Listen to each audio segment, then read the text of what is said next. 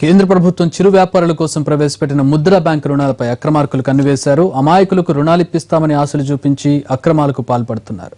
మంజూరైన రుణంలో సగానికి పైగా స్వాహా చేస్తున్నారు. ఈ స్వాహా పర్వంలో అధికారులు వారి అనుచర వర్గం పాత్ర అధికంగా ఉంటోంది. తాజాగా బ్యాంక్ అధికారులు మధ్యవర్తులు కలిసి 1,85,00,000 కొల్లగొట్టిన అవినీతి బాగోతం ఖమ్మం జిల్లా సత్తుపల్లిలో వెలుగు చూసింది.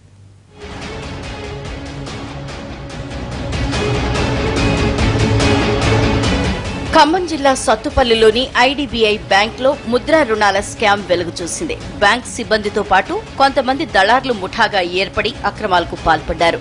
ఓ బ్యాంకులో పనిచేసిన ఓ మాజీ అధికారి కొడుకు ఇందులో కీలక పాత్ర పోషించినట్లు తెలుస్తోంది. సదరు కేటిగాడు గోపాల్ మిత్రకు చెందిన సిబ్బందితో కుమ్ముక్కై దమ్మపేట మండలానికి చెందిన 120 మందితో రుణాల కోసం దరఖాస్తు చేయించాడు. ఆయా దరఖాస్తుల్లో దళారి ఫోన్ నెంబర్నే రాయించాడు. వీరిలో 150 మందికి 1,00,000 చొప్పున, కట్కూరులోని మరో 70 మందికి 90,000 రూపాయల చొప్పున రుణాలు మంజూరయ్యాయి. బ్యాంక్ పాస్బుక్, ఏటీఎం కార్డులు లబ్ధిదారుల ఇంటికే వచ్చినా పిన్ నెంబర్ కోసం ఎవరు వచ్చినా దళారిని కలవాలని బ్యాంక్ సిబ్బంది సూచించేవారు. ఈ క్రమంలో 1,00,000 రుణం మంజూరైన వారికి 15,000 ఇచ్చి మిగతా వాటిని ఆ దళారి స్వాహా చేసేవాడు.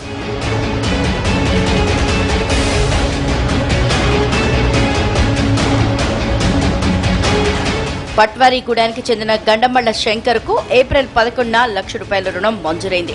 12న బ్యాంకుకు వెళ్లగా దళారి 15,000 డ్రా చేసి ఇచ్చాడు. రుణం మంజూరైన వారి వద్ద నుంచి ఏటీఎం కార్డు, పాస్బుక్ తీసుకోవడం దళారి ఆనవాయితీ. అయితే ఇక్కడ ఆ వ్యవహారం మర్చిపోయాడు. దాంతో గుట్టు బట్టబయలైంది.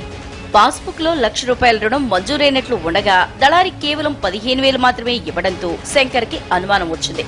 దాంతో బ్యాంకుకు వెళ్లి నిలదీయగా అసలు విషయం వెలుగు చూసింది. మేము ఇక్కడ ఐడిబిఐ బ్యాంక్ సత్తుపల్లి బ్రాంచ్లో ముద్రా లోన్స్ ఇస్తున్నారంటే పట్వారిగూడెం అతని ఏజెంట్ సెట్టిపోకు సురేష్ గారు మమ్మల్ని తీసుకెళ్ళి మాకు లోన్స్ ఇప్పించారు. 1,00,000 రూపాయల ముద్రా లోన్స్.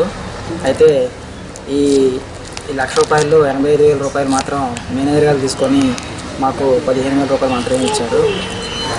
ఇదేమిటని అడగ్గా ఈ 1,00,000 రూపాయల లోను కట్టుకునేది మేమే కట్టుకుంటాం, మీకు ఎటువంటి సంబంధం లేదని చెప్పారు.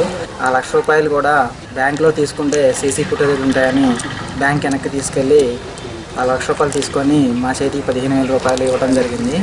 ఇలా నాతో పాటు ఒక 10 మంది తీసుకున్నారు. వీళ్ళందరికీ కూడా 1,00,000 రూపాయలు లోన్స్ చేసి 15,000 రూపాయలు మాత్రమే ఇచ్చారు. మరోవైపు మిగతా లబ్ధిదారులకు ఈ విషయం తెలియటం, రుణాలు చెల్లించాలని ఇటీవల నోటీసులు రావడంతో వారం రోజులుగా వారంతా బ్యాంక్ మేనేజర్ ని నిలదీస్తున్నారు. 1,00,000 మంజూరైన విషయం వాస్తవమేనని బ్యాంకు మిత్రులను సంప్రదించాల్సిందిగా సూచించడంతో మోసం మొత్తం బయటకొచ్చింది. 1,00,000 రూపాయలు మేమే కట్టాలన్నారు. తర్వాత తీసుకున్న దానికి ఆయన తీసుకుని ఇప్పిస్తానన్న మనిషి నేనే కడతానన్నాడు. ఫస్ట్ మీకు సంబంధం లేదు, గుడ్ విల్ కింద మీ పేరు వాడుకుంటున్నందుకు ఈ డబ్బులు మీకు ఇచ్చేది, మిగతాయన్నీ నేనే కట్టుకుంటా, మీకు మిమ్మల్ని వచ్చి అడిగేది ఎవరు ఉండదు, ఇట్లా అడిగితే బ్లాంక్ చెక్ రాసిస్తానని చెప్పి ముందుగా మాకు ఆశ పెట్టడం, నేను మిమ్మల్ని మోసం చేసి వెళ్ళేవాడినా అది ఇదని చెప్పి చెప్పడం జరిగింది. సరే ఆయన మాటలకి విని మేము ఏమీ అనలేకపోయాం. తర్వాత బ్యాంక్కి వెళ్ళిన తర్వాత తెలిసింది అందులో అకౌంట్లో ఏమీ పడట్లేదని. అయితే ఈ వ్యవహారంపై స్పందించేందుకు బ్యాంక్ మేనేజర్ సిబ్బంది నిరాకరిస్తున్నారు. దాంతో బాధితులు పోలీసులను ఆశ్రయించేందుకు సిద్ధమవుతున్నారు.